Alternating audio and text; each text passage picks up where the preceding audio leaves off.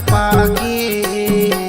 सत्य पुजारी कहाए गुरु बाबा मोर सतेला हृदय में बसाके।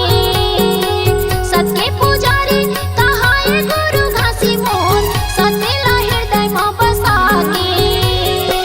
सबके अंजोर तय करे गुरु बाबा मोर, सबके अंजोर तय करे गुरु बाबा मोर धुनी मतन लता पाके।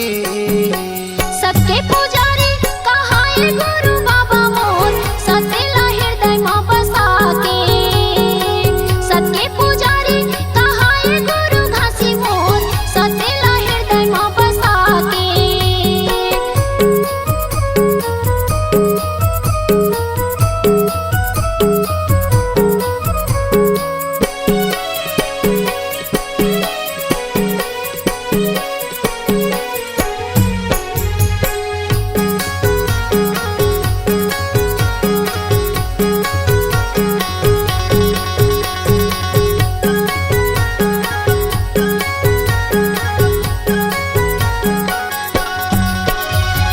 छत्तीसगढ़ के पावन माटी गिरतपुरी धाम है, गिरतपुरी धाम है। हाँ जी हाँ, गड़े जोड़ा खंबा सती के पहचान है, सती के पहचान है।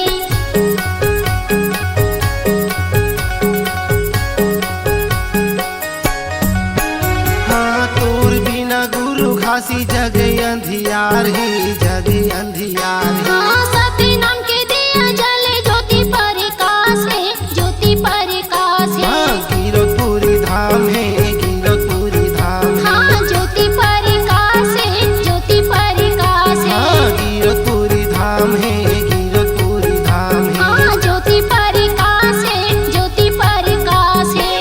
अखंड तपस्या करके सत्य नाम ला पाए बाबा। अखंड तपस्या करके सत्य नाम ला पाए बाबा, सदा की झंडा लहरागे। सत्य पुजारी कहाए गुरु बाबा मोर सतेला हृदय में बसाके। सत्य पुजारी कहाए गुरु घासी मोर सतेला हृदय में बसाके।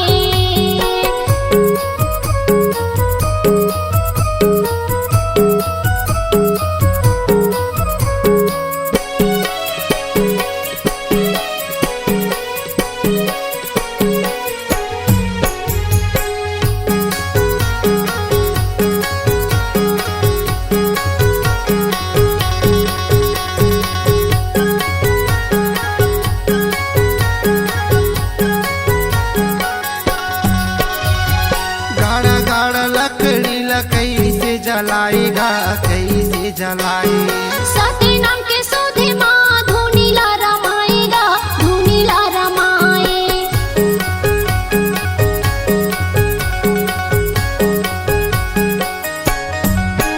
हाँ बगवा भालू हाथी बिंद्रा कोनो नहीं डराएगा, कोनो नहीं डराएगा। हाँ सती के खोजन पर अपन तनी लता पाएगा, तनी लता पाए। हाँ कैसे जलाएगा, कैसे जलाएगा। हाँ तनी लता पाएगा, तनी लता पाए। हाँ कैसे जलाएगा, कैसे जलाएगा। हाँ तनी लता पाएगा, तनी लता पाए। छाता पहाड़ में अपन डेरा ला जमा के बाबा। छाता पहाड़ में अपन डेरा ला जमा के बाबा, सतनाम की अलग जगा के।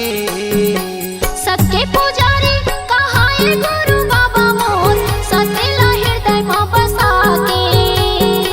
सत्य पुजारी कहाए गुरु घासी मोर सतेला हृदय में बसाके।